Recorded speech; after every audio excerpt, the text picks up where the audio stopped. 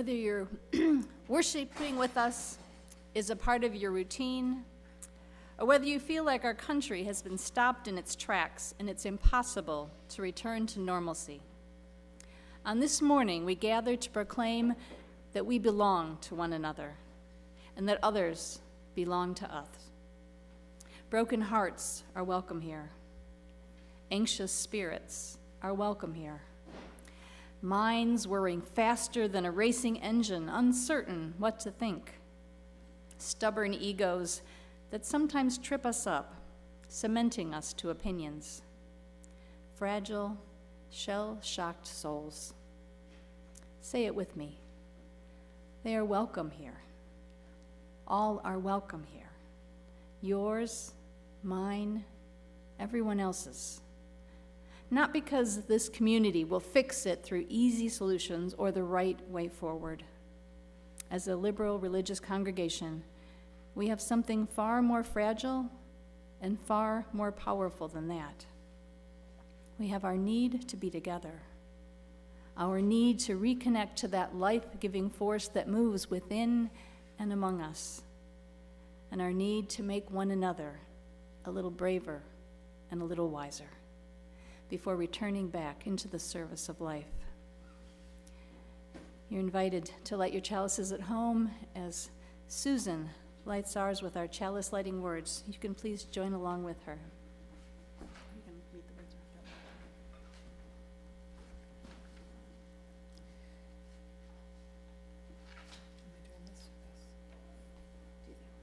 after. Community happens when people of diverse racial, ethnic, educational, class, gender, abilities, sexual orientation, backgrounds, identities come together in an interdependent relationship of love, mutual respect, and care that seeks to realize justice within the community and in the broader world. Unite this chalice, claim to honor the fire of our shared commitment to building the beloved community and a world where there is truly justice for all.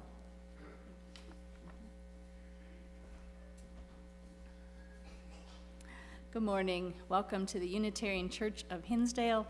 My name is Pam Rumancik. My pronouns are she and theirs. Each of us brings so many different lenses, experiences, perspectives into this world. And whatever you bring with you this morning is welcome here as we work together to uphold the worth and dignity of every single person. We say thank you this morning to Susan Hebel, who is our worship associate, and to Jamie Passman, our music coordinator. Ongoing gratitude to Alex and Jean, who make sure all this technology does work. Thank you, guys. Very exciting. It looks like we're going to get financial statements out this week, so woohoo. Thanks to Jeffrey for working so hard and getting us all caught up. So sorry for any difficulties that's caused in not getting your statements before now. Today is going to be the second session of Race, the Power of an Illusion, which offers a very solid primer on the beginnings of race in this country and how it is interwoven in so much of what we do. Today's talks about not only the beginnings, but today talks about the house, how we define our us. It's a really interesting one. Everybody's welcome to attend, 12:30 over in Joshi Chapel. The Committee on Shared Ministry meets today on Zoom at 6. And the Spiritual Book Club begins reading How I Became a Tree this week. You can contact Nancy Keene if you'd like to join, get the Zoom link to participate. There are a great many ways to participate in this community. And I'm going to start by inviting Marion Hunnell Wilson. There you are. Usually she's way in the back. I'm looking for her. And she's going to talk about the Aurora family that we've been supporting for a while. I'm going to start with the video. Would you rather? Or no, come on up. Come on up. It's very short. It's only 40 seconds. UUSC's Congregational Accompaniment Project for Asylum Seekers, or CAPAS for short, is an initiative to support communities of faith as they host and accompany migrants through the process of obtaining legal asylum. Officially launched in February 2020, The project's goal is to support congregations in sponsoring an individual or family seeking asylum in the United States. This work is a form of solidarity and resistance to our government's xenophobic immigration policies. Sponsorship includes housing migrants and accompanying them through their asylum process. Thank you. I'm Marian Hunnell, the chair of the Racial Equity Team. Thanks to all of you for your generous support of the Aurora family we are assisting on their asylum journey. We were invited into this work by the agency that you just heard about, the UU agency called Congregational Accompaniment Project for Asylum Seekers, or CAPAS. CAPAS works with congregations who are accompanying asylum seekers and families that were reunified after being separated at the border by our government. The family we're working with was one of the ones that was recently reunified. They settled in Aurora in November and are lucky to be living with relatives, so they have a lot more support than most of the families seeking asylum. You may remember from a couple of weeks ago that Bonnie reported that the mom in the family, I'll call her Maria, had received her work papers. Maria has already gotten a full-time warehouse job. In her past life, she was a licensed medical professional, so this work is not what she's used to, but she said it's better to have a job than not have one. Unfortunately, the dad hasn't yet received his work papers, but he is in the process of meeting with the immigration office to see what's going on there. The agency representing the family in their legal case for asylum is El Otro Lado. It means the other side. El Otro Lado is in California, but is available for consultation for our team, as is CAPAS. We are so appreciative to have Leo Monroy working with us to help us interpret, as most of us have rudimentary Spanish skills at best. The family is very grateful for all the support they've received so far. El Otro Lado had arranged for 4 months of rental assistance, and that has now run out as of March 1st. We estimate their monthly expenses for rent, food, and utilities are $2,354. This does not include transportation, medical, miscellaneous. Once Maria gets her first paycheck, we'll have a better idea of what she'll be able to contribute. Bottom line, we're looking to this congregation to continue providing some level of financial support for this family until both parents are working. And then, I didn't mention, but there's 2 teenagers. I think they're in 7th grade and 8th grade. The parents continue to study English and said they would love to come here and meet all of you kind people once their language skills improve a bit more. If you are able to give a one-time donation, or even better, pledge a certain amount per month for the next 2 or 3 months, we would really appreciate it. Thank you.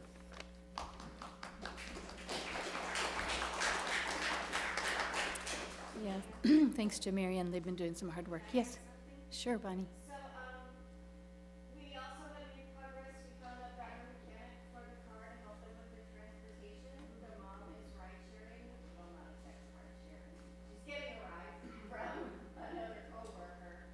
And so the car is done. We're just trying to work out the legalities. So if anybody is in the Glen area, or Lockhart, it's pretty close. It's 5 Courts in Glen Ellen. Visit the Village Garage.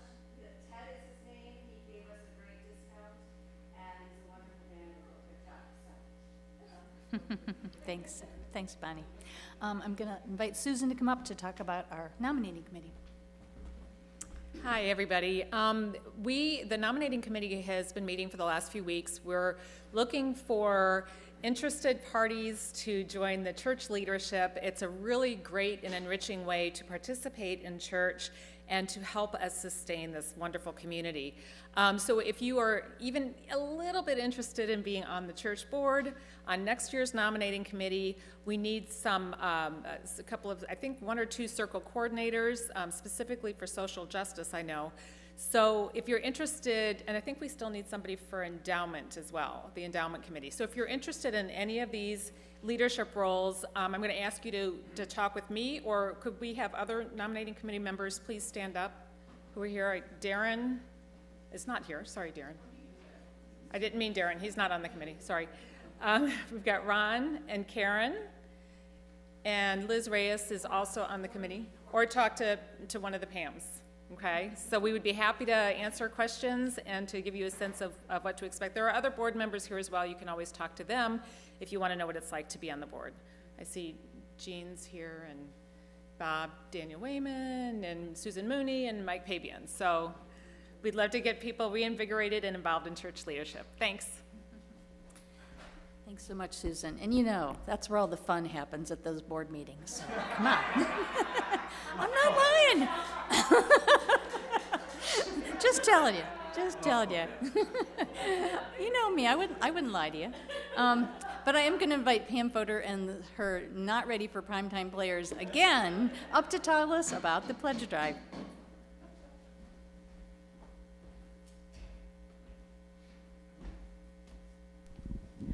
Welcome, everyone, to this week's episode of The Price is Right. Today, as we celebrate our 2022-23 Pledge Sunday, we're going to see if the price is right for our church budget. So let's get to it. Our contestants can come on down.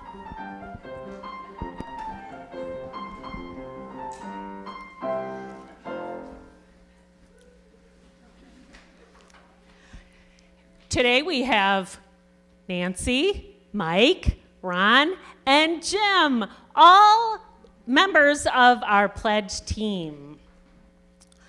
And here's my co-host, Darren, and he's going to tell us what the first prize is.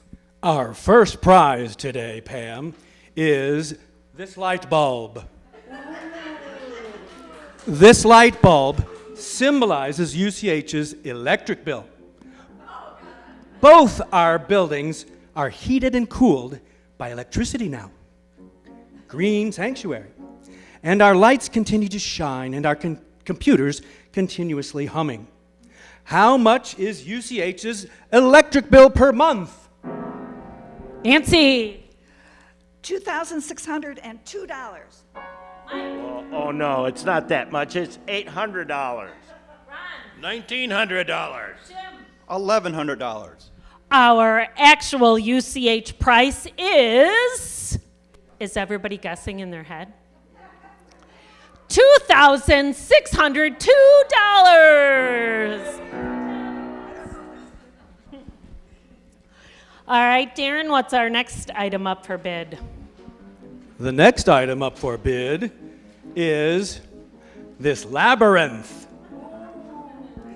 It symbolizes what it costs for one student to participate in religious education for a year.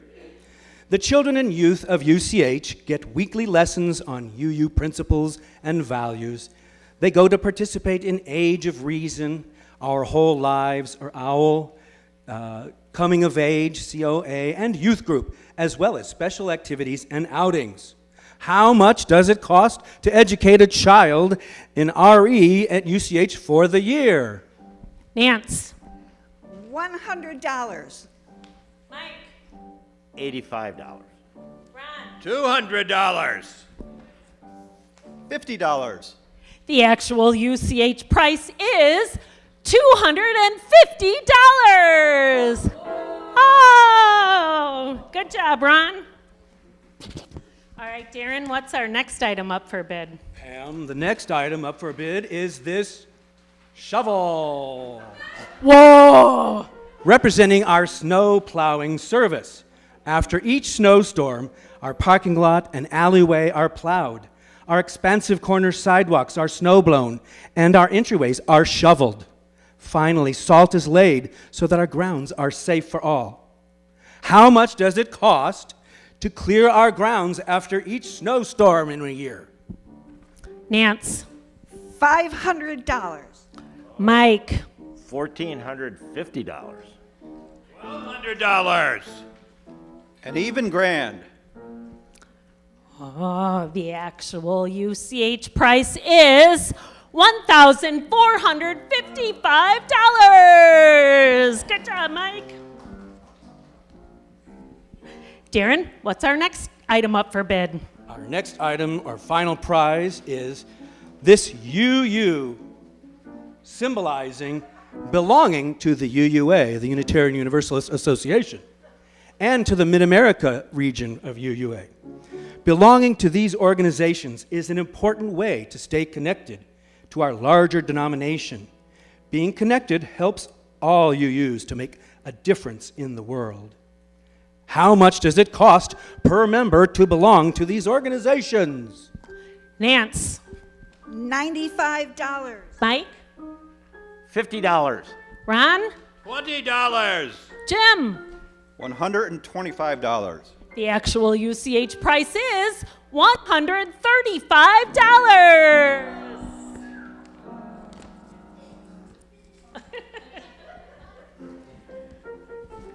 All right, where am I?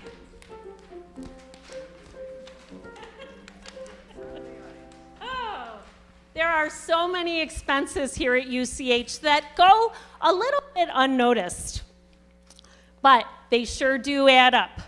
So thanks to the generous supporters like all of you, we can pay our bills every month. So let's get on with the show. It's time to play our showcase, Showdown. We had 2 contestants who made perfectly spot-on bids, so they're going to play the showcase. Come on down, Nancy. Come on down, Mike. Thanks to Ron and Jim for playing along.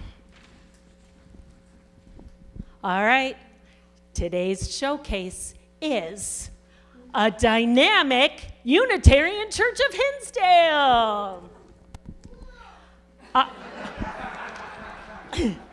Our worship circle is able to provide hybrid services reaching many folks, whether or not they can attend in person. Our music department can purchase music and keep our piano tuned. We can pay babysitters to care for our youngest members so that their parents can enjoy our spiritual services. Our growth and learning circle can make sure that our young people can learn how to live as a UU and explore ideas and wonder about the world. Our youth can be offered comprehensive sex education and join youth groups where they are accepted and loved unconditionally. We can continue to offer adult programming and small group ministries as well. Our community circle can continue to care for our members and friends by encouraging our caring circles, working with visitors and new members, and keeping our hospitality teams working. Our social justice circle can continue to provide our members and friends with opportunities to shine their light out into the world.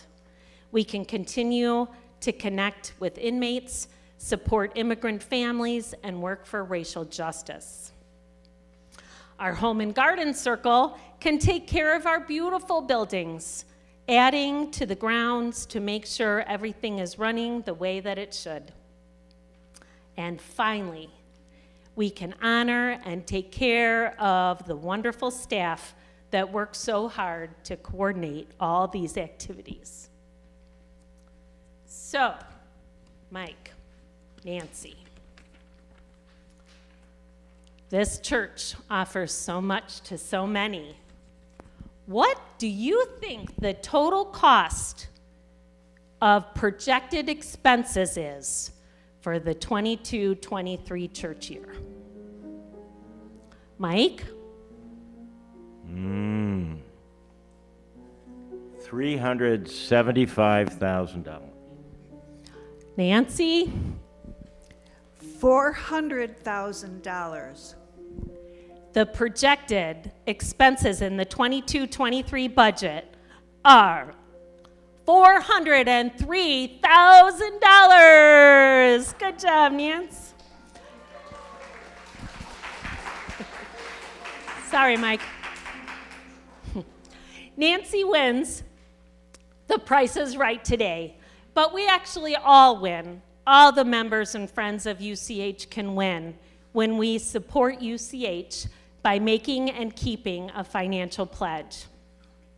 With everyone's participation, we can collect the $348,000 in pledge dollars we need to have a balanced budget. There's your prize, Nance. Thanks for playing, and thanks for watching The Price is Right. If you haven't yet turned in your pledge form, or done your pledge online, please see Darren in the living room. He's got computers set up, he's got extra pledge forms, so you can do it today. It's super easy. It's just filling it out. You don't need to pay any money today. It's just the promise of your pledge for the coming year. Thanks, everyone.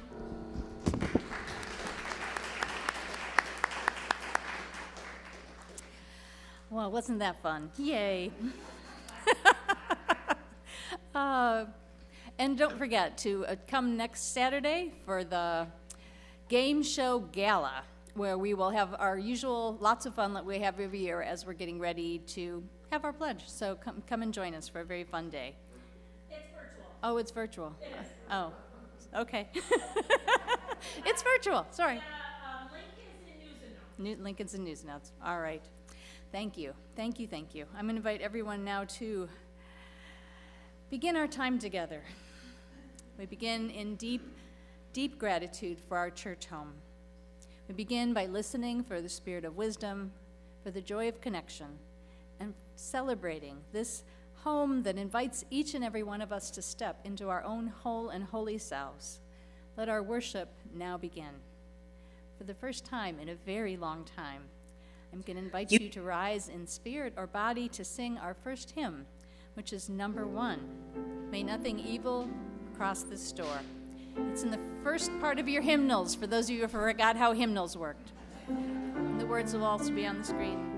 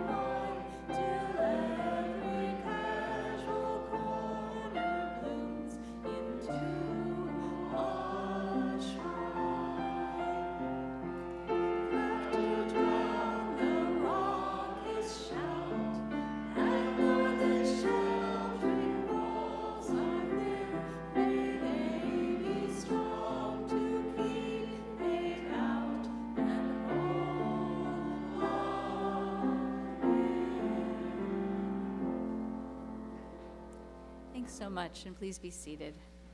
We do have a story for all ages this morning. The children are welcome to come up here if you want, or you can stay with your folks, whatever feels. It's going to be up on the video there. Whoever You Are, written by Mem Fox and illustrated by Leslie Stowe.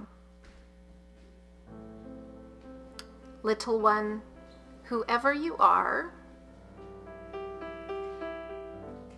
wherever you are, there are little ones just like you all over the world. Their skin may be different from yours, and their homes may be different from yours. Their schools may be different from yours.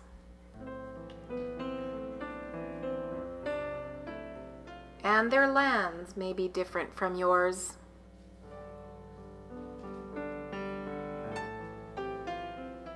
Their lives may be different from yours. And their words may be very different from yours. But inside, their hearts are just like yours. Whoever they are, wherever they are, all over the world. Their smiles are like yours, and they laugh just like you. Their hurts are like yours, and they cry like you too. Whoever they are, wherever they are, all over the world. Little one, when you are older and when you are grown, you may be different, and they may be different wherever you are, wherever they are in this big, wide world. But remember this: joys are the same, and love is the same. Pain is the same, and blood is the same. Smiles are the same, and hearts are just the same, wherever they are, wherever you are, wherever we are. All over the world.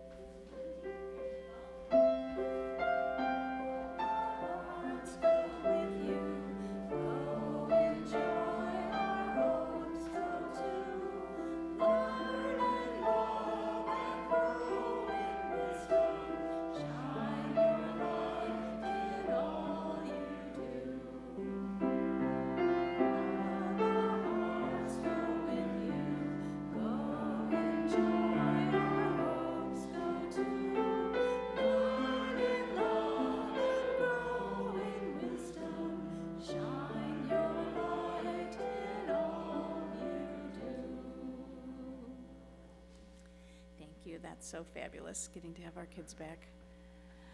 We have our gratitude moment now. This is the time when we say thank you to some unsung hero in our congregation. And today, Liz Reyes was nominated. Liz has offered so much to the church over the past few years. She's been the board president. She took the lead on the nominating committee's Zoom meetings. She's organized this church, she's cleaned, she's done amazing things, reworking our staff descriptions and our volunteer descriptions. And she's also worked with the Religious Education Committee and has been a coming-of-age mentor over the years. So if you see Liz, make sure you tell her thank you. And if you think of other people that you need to be thanked, go ahead and send me an email so we can say thank you to everybody. I have quite a long list growing, so I'm going to go ahead and put it up on the website so you can go check and see if somebody's been thanked yet. It's not quite there, but hopefully I'll get it up this week. Out of this place of gratitude and fullness, we bring our gifts to this church community. We work together to make the world just a little bit better place. And now is the time that we share from our own blessings to help the good work go on. At home, you can visit www.hinsdaleunitarian.org and click on the donate button. Thank you in advance for your generosity to all this good work. I invite you to say our offering words together. This church is made up of all of us. It's what we learn together, the work we do together, the fun we have together. It's what we share with one another, with the people around us, and with all the world. Our offering will now be gratefully received.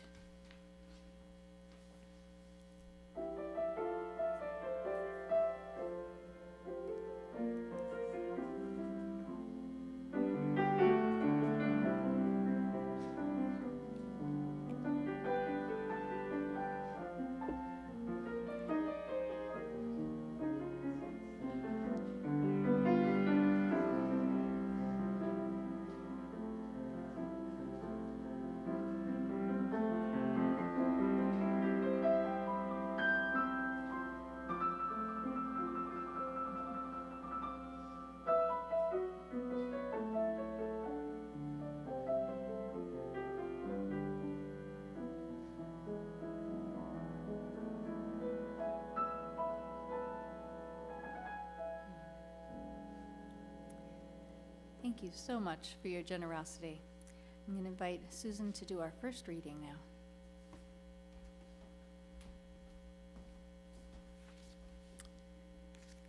I Dream a World by Langston Hughes. I dream a world where man no other man will scorn, where love will bless the earth and peace its path adorn. I dream a world where all will know sweet freedom's way, where greed no longer saps the soul nor avarice blights our day. A world I dream where black or white, whatever race you be, will share the bounties of the earth and every man is free, where wretchedness will hang its head and joy, like a pearl, attends the needs of all mankind. Of such I dream my world. Thus ends the reading.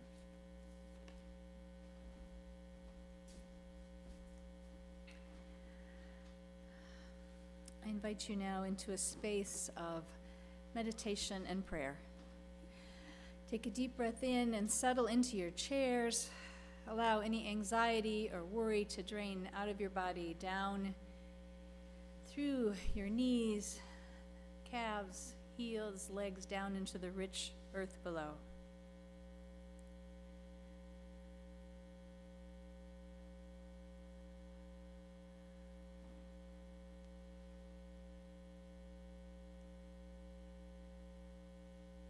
Maybe prayer doesn't mean talking to God at all. Maybe it just means listening, unplugging the TV, turning off the computer, quieting the mental chatter and distractions. Maybe it means listening to the birds and the insects, the wind in the leaves, the creaking and groaning of trees. Noticing who else is out there, not far away, but near. Sitting so still, we can hear our own heartbeat.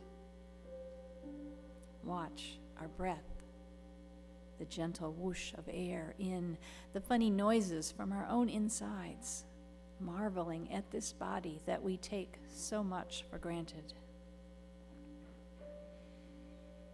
Maybe it means listening to each other, not thinking ahead to how we can answer or rebut or parry or advise or admonish, but actually being present to one another.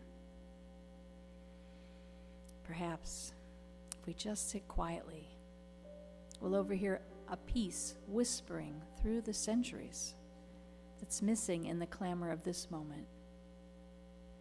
Maybe prayer means listening to the silences between the words, the vast, undifferentiated, and nameless wonder that underlies it all.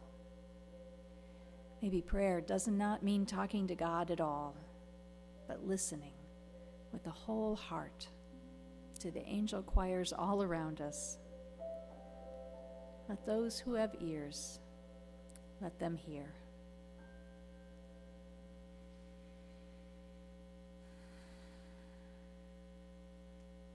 This morning, we remember the Dvorak family.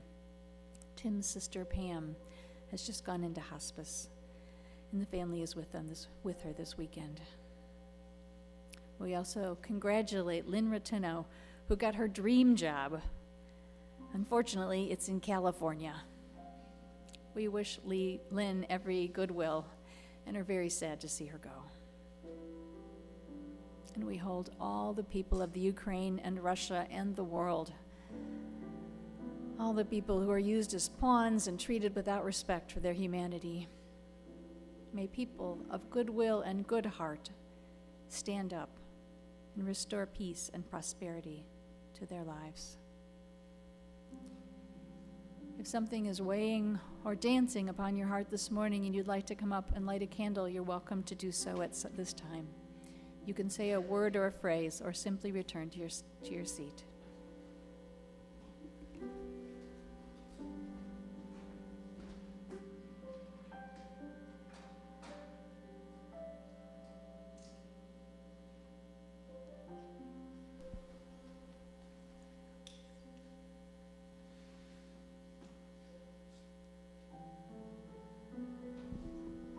I'm lighting a candle because yesterday was our daughter Anna's 30th birthday. Still trying to get my mind around it.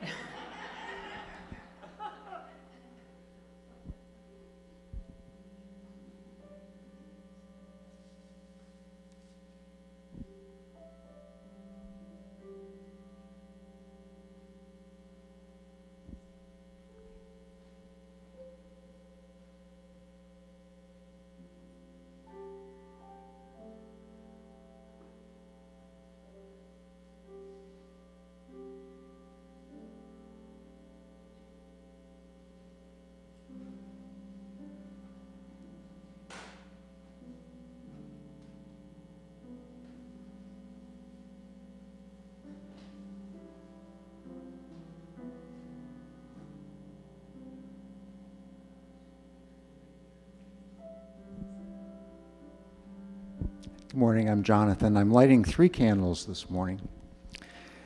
One is for my aunt. She's 92 years old in a nursing home in Nazareth, Pennsylvania. She's been put in hospice. She is the last member of my parents' generation who was alive. And I just went to visit her, and she's doing as well as she possibly could under the circumstances. My second candle is for all the people in the world who are currently displaced. And that includes, obviously, Ukraine, but also Afghanistan and all the people who continue to appear at our borders from Latin America. And my final candle is for this congregation as we work to rebuild ourselves after 2 very difficult years. Thanks.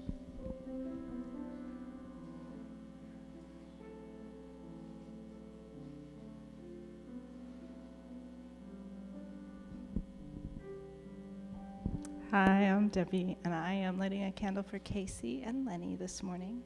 Casey showed up to help set up the fair trade table despite having some very unhappy, unexpected results from the storm last night, so send some good energy their way.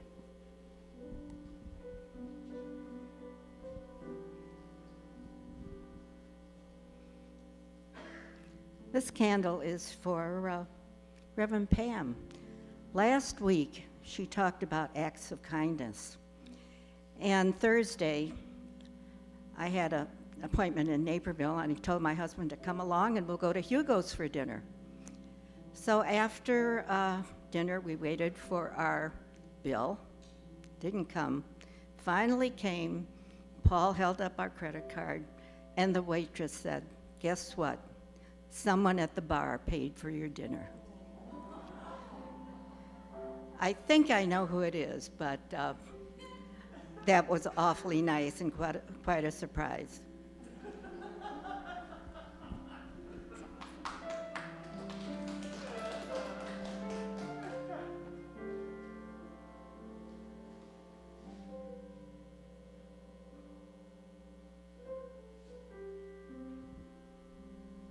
I'm lighting a candle for Pam Dworak.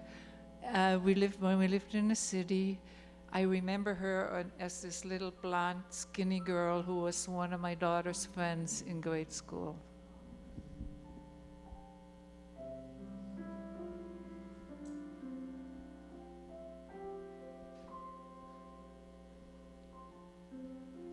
I just lit 1 candle for one of our visitors on the YouTube page.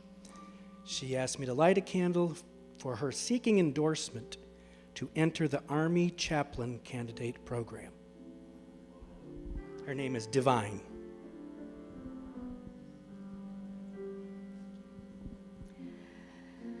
We light our 3 final candles, and the first one, as always, is for any intention too tender to be spoken aloud, but please do find someone and share. The second is for our world, for our planet, for our leaders, that all of us remember where we live and who we care for. And then finally, this church, which walks with us in our joys and our sorrows and helps us to get by and thrive. Thank you so much.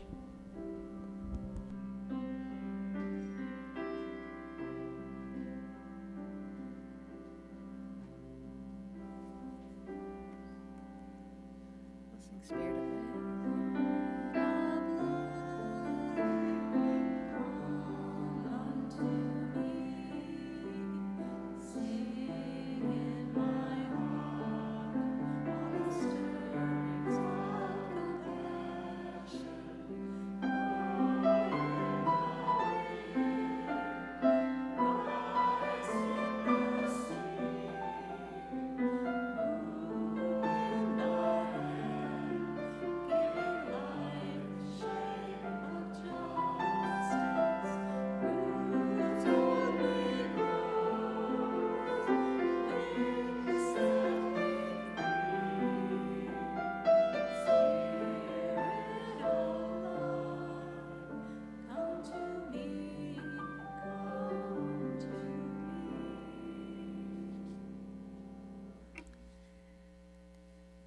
Susan has our second reading.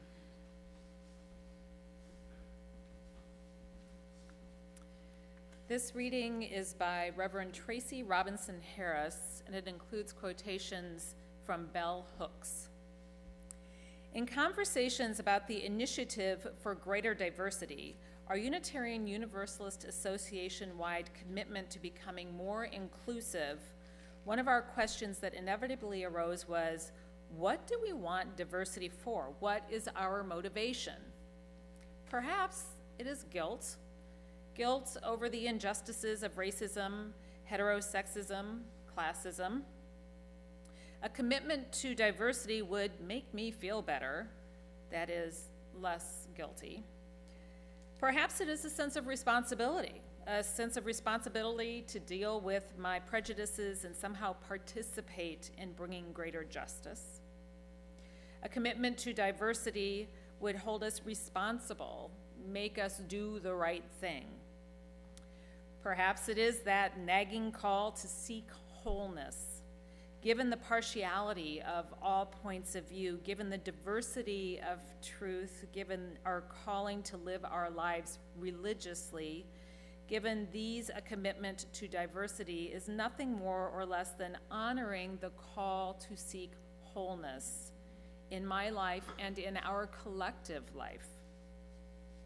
African-American feminist, author, and teacher Bell Hooks asked the question this way: what is all this clamoring after difference? All the clamoring is about seeking wholeness. Guilt leads to angry denial and inaction. Responsibility leads to grudging good works. The call to seek wholeness has room for acknowledging feelings of guilt and anger and frustration, room for accepting appropriate responsibility, and plenty of room for moving toward personal and communal transformation. All the clamoring is for each person, each perspective, each truth to be granted sufficient respect so that we truly listen to those ideas and allow ourselves to be truly challenged by them. All the clamoring is for us to recognize that our lives are intertwined, so intertwined that each is accountable to the other. Each particular story and truth calls us to accountability, calls me to accountability for my life, my limits, my individual, and our collective transformation. All the clamoring is for truth. I need you, who you are, the experiences and the perspective you bring, so that I may know truth beyond my partial truth. All the clamoring is for justice.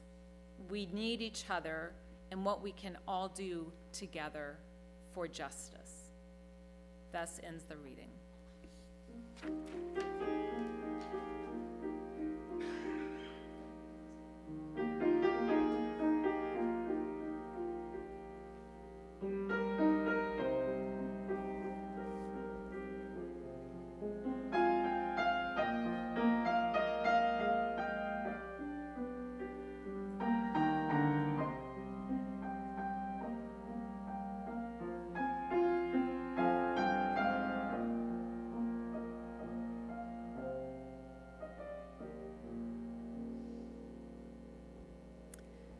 our next reading is of the original 6 principles adopted in 1961.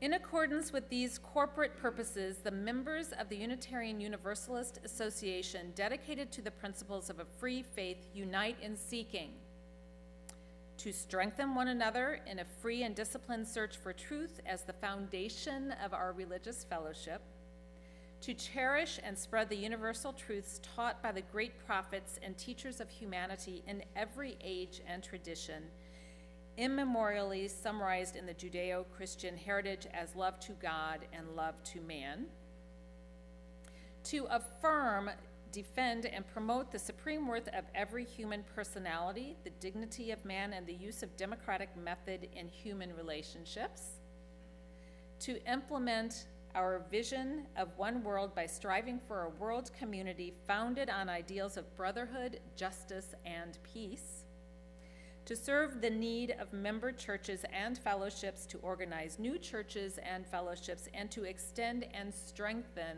liberal religion.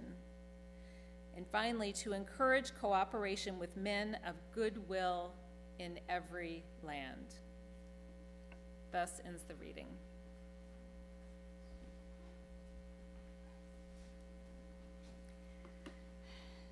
Kind of amazing, isn't it? Did anybody know those were the first principles that were passed in 1960? It's the first Sunday of the month, so I must be talking about the 8th principle again, right? That's what we're doing this year. And so I wanted to share it with you again, just so you know what we're talking about. The proposed principle is we affirm journeying towards spiritual wholeness by working to build a diverse, multicultural, beloved community by our actions that accountably dismantle racism and other oppressions in ourselves and our institutions. It's kind of interesting looking at this conversation in light of how much our principles changed from the first go-round. Each Sunday, I've been trying to look at some other angle to be talking about the 8th principle since I've been doing it all year. You know, got to make it mix it up a little bit, not be talking about the same thing every week. So this one, I stumbled upon accidentally. Because this time I was looking from the other oppressions angle and looking at not only racism, but all the other isms that we suffer through. And this Sunday, I was really going to focus on ageism because it's just so profound in our society, how people have a little bit of gray in their hair are just treated as less than. But as I was stumbling down, figuring out, looking how the principles developed, I was really shocked to find how much they changed. And where it came from is that we are a liberal religious faith, and surprisingly enough, that doesn't mean that we vote Democrat. A liberal religion has nothing to do with the party that you belong to, and we have many people within our congregations who are not Democrats at all. Being liberally religious means that our faith constantly opens and examines things that we knew to be true at one point in time and makes sure they are still being reflected and examined and held up that truth in this particular day and time. It means we don't rest on our laurels or rest on tradition, but we're constantly staying in that place of paying attention to, in today's world, in the world that we have to live in today, what do we need to do to make that truth real and alive and revealed? Unitarians and Universalists both have been knocking down sacred cows and have been almost reveling in their identity as heretics for centuries. And it's what attracted to me this faith in the first place. It's a place where all the old shoulds and thou shalt nots are replaced by a living tradition. That's why that's the name of our hymnal. It's called the living tradition because it doesn't stay static. It continues moving and evolving and growing as we, as humans and as societies, live and evolve and grow. We all agree at some level that beloved community, that community of people that support one another and help one another on their journey through life is our core that we are striving for. And so up to now, we've all agreed on the 7 principles, so why add an 8th? Well, mostly because we need it. That's it. And because our faith encourages us, when you see a need, to respond to that need. Contrary to most people, myself included, the 7 principles have not been here all along. When you just heard the original 6, they were agreed to either 60 or 61. It disagreed in 2 different places, but about that time, right about the time I was born. And the current principles and purposes were adopted in the 1984 General Assembly. There was an UU World article by Warren R. Ross, who said the main impetus from change came from the UU Women's Federation. A UU Continental Conference on Women and Religion was held in Loveland, Ohio, and one workshop was called the UUA Principles. Do they affirm us as women? The response from the workshop participants was a resounding no.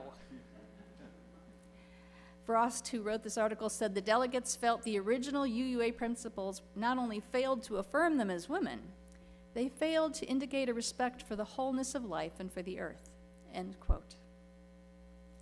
Many people back there didn't think there was anything wrong with those first principles. They were fine. Until there was such a strong pushback against the sexist language, the mankind, the he and her pronouns, that we don't see anymore, do we?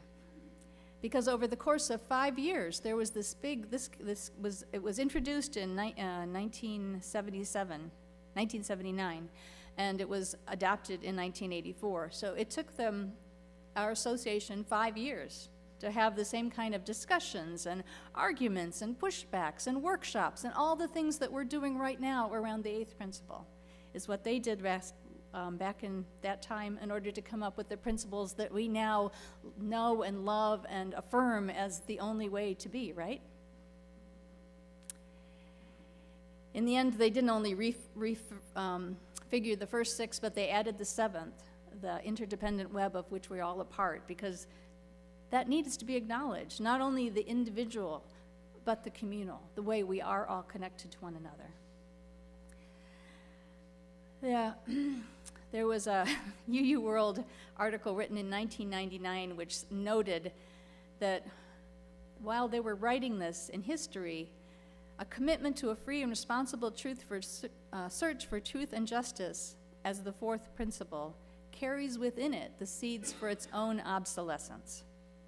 It wrote, just consider, well into the 20th century, our Unitarian predecessors used to proclaim and teach their children that we believe in the fatherhood of God, the brotherhood of man, the leadership of Jesus, salvation through character, and the progress of mankind onward and upward forever.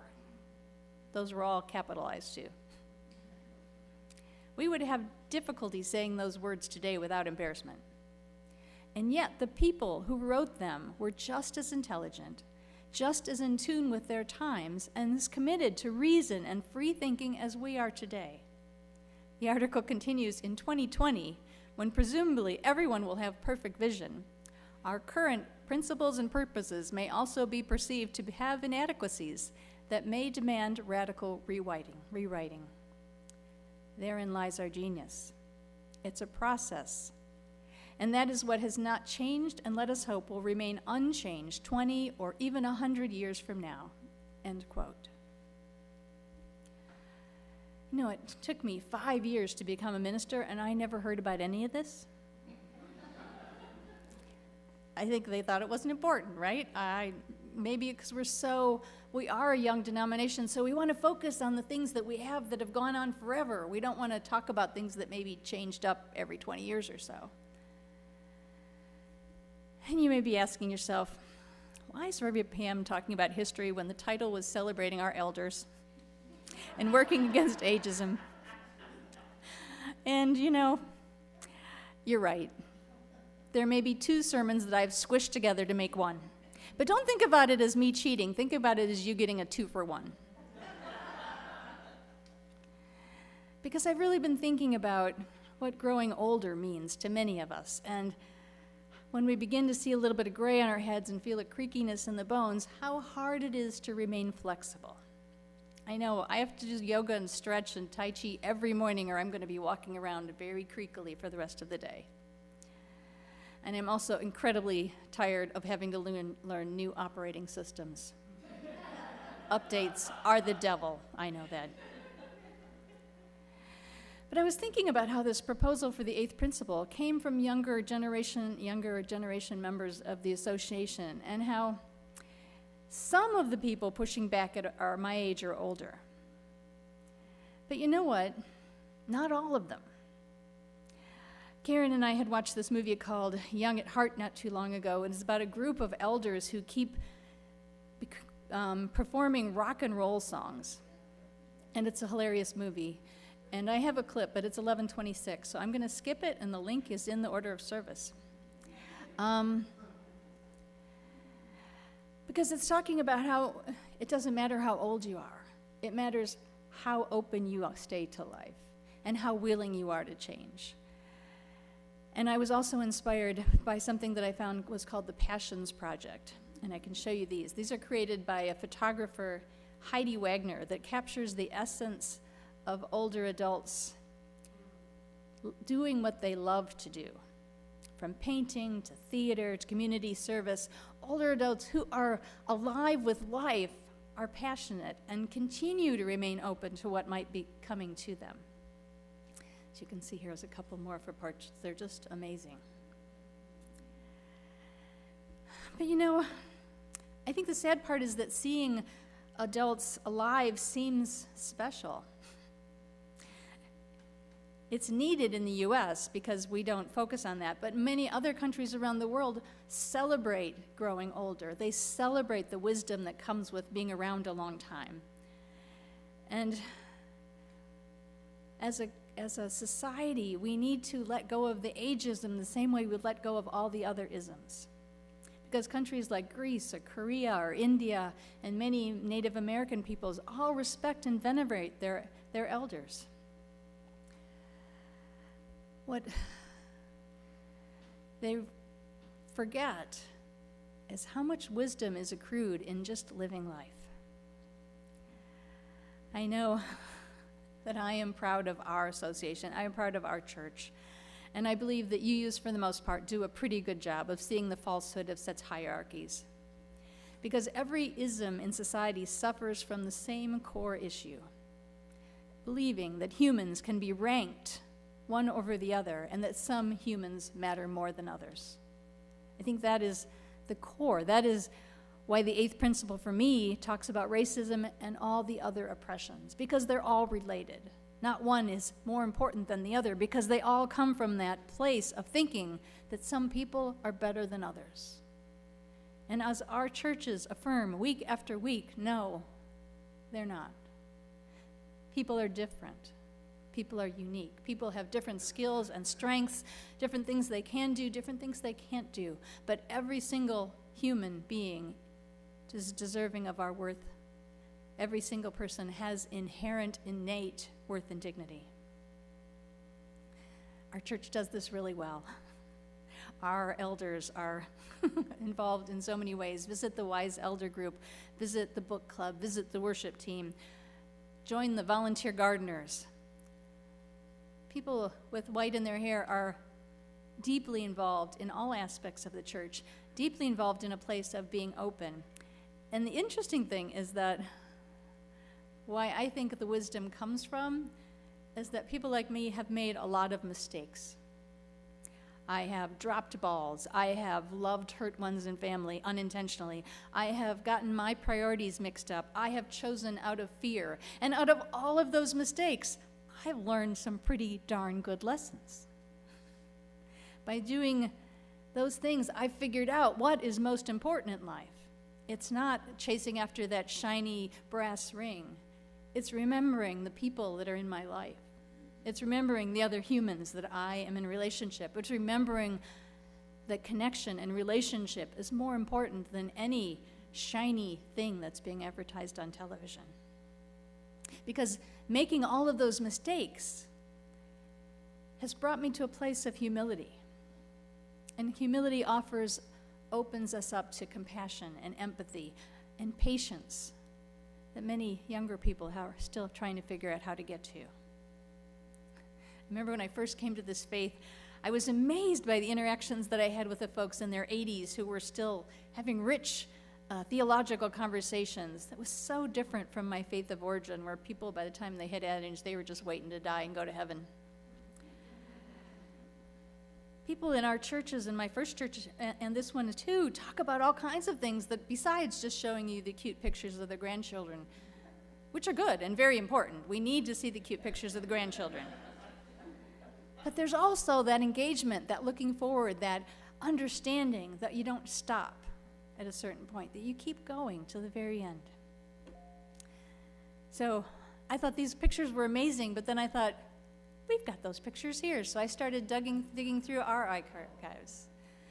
And so I found some pictures of our folks that are living rich lives. Ain't that fabulous? We could give Heidi a run for her money, can't we? And there's one more. People here.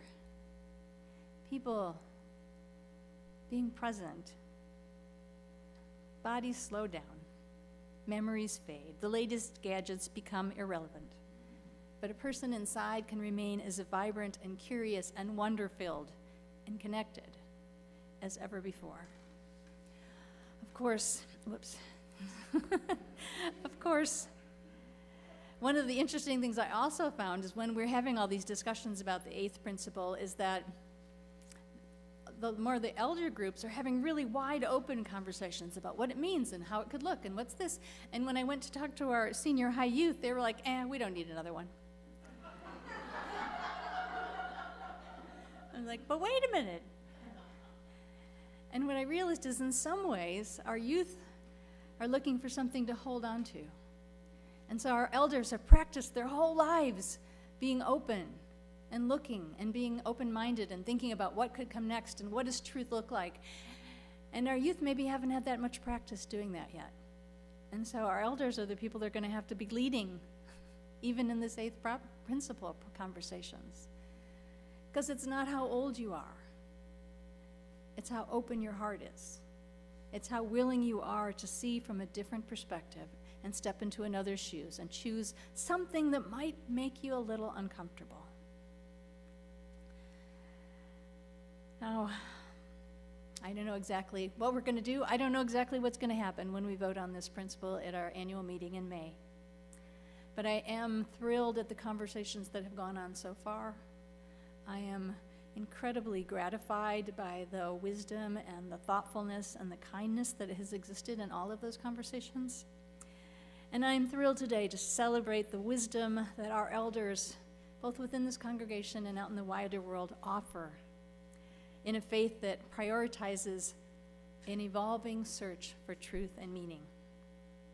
We are grateful today as each of us tries to widen our own circles and open our own minds beyond any hierarchy that is trying to be set in place, and create that beloved community that makes space for every human being. Amen, and blessed be.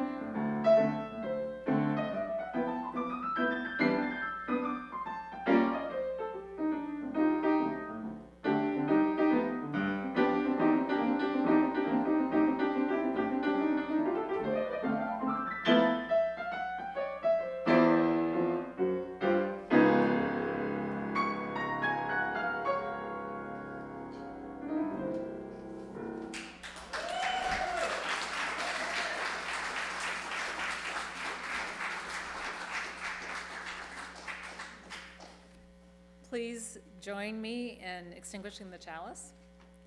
We extinguish this flame, but not the light of its truth, the warmth of this community, nor the fire of our commitment. These we carry in our hearts and share with all the world. And now please join us in the closing hymn, number 159, This Is My Song.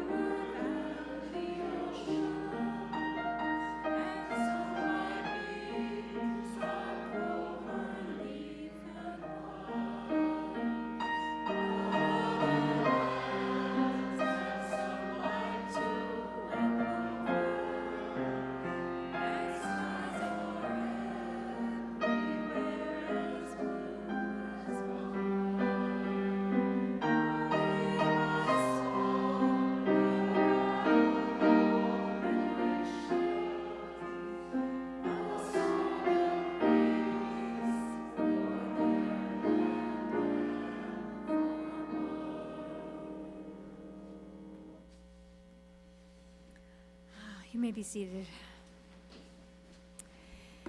If you are who you were, and if the next person next to you is who he or she was, if none of us has changed since the day we came in here, then we have failed. The purpose of this community, of any church or temple or zendo or mosque, is to help people grow. We do this through encounters with the unknown in ourselves and in one another, in the other, whoever that might be for us, however hard that might be, because these encounters have many gifts to offer. So may you go forth this morning, not who you were, but who you could be. And so may we all. Amen, and blessed be.